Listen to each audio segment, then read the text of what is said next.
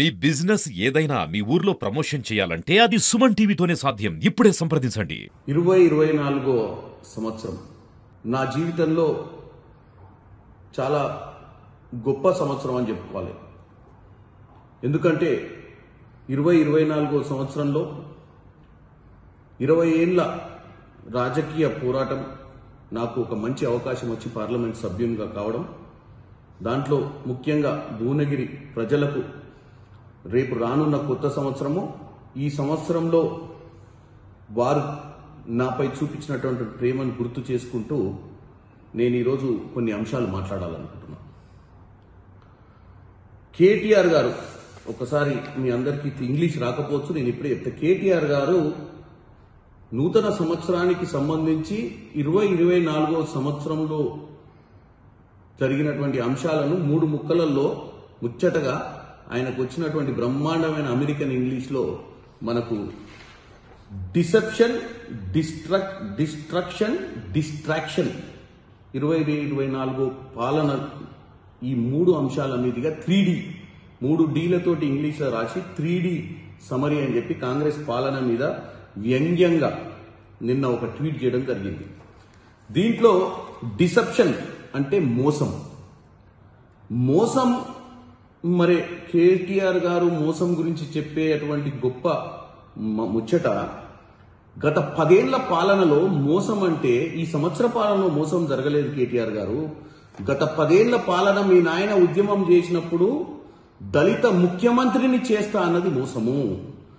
మీ నాయన 2 లక్షల ఉద్యోగాలు ఇస్తా అని నీళ్లు నిధులు నియామకాల నినాదంతో ఎంతో మంది బలిదానాల, యూనివర్సిటీ విద్యార్థుల బలిదానాలని తెలంగాణ తెచ్చుకున్నటువంటి తెలంగాణలో ఉద్యోగాలు 2 లక్షలు ఇయ్యకపోవడము, 2 లక్షల మాట పక్కన పెట్టు, గ్రూప్ 1 గ్రూప్ 2 డిఎస్సీలు కూడా పరీక్షలు పెట్టలేని పరిస్థితి దాన్ని మోసం అంటారు.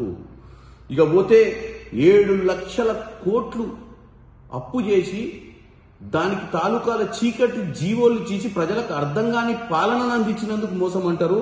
దానిని మొదటి డిసెప్షన్ అంటే మీరు చేసిన 10 ఏళ్ల పాలన. డిస్ట్రక్షన్ అంటే కట్టిన కాళేశ్వరం ప్రాజెక్టు మీద చిత్తశుద్ధి లేకుండా కూలిపోయింది చూసినావా, అది డిస్ట్రక్షన్ పాలన అంటారు. దానికంటే పెద్ద డిస్ట్రక్షన్ ఏముండదు. ఇక పోతే అంతకంటే గొప్ప విషయం ఏం తెలుసా? డిస్ట్రక్షన్ అంటే మన సాంప్రదాయం, మన పద్ధతుల్ని భారతదేశ వ్యాప్తంగా ఢిల్లీకి పోయి లిక్కర్ బిజినెస్ చేసినటువంటి వ్యవస్థ మీ కుటుంబంలో ఉంది.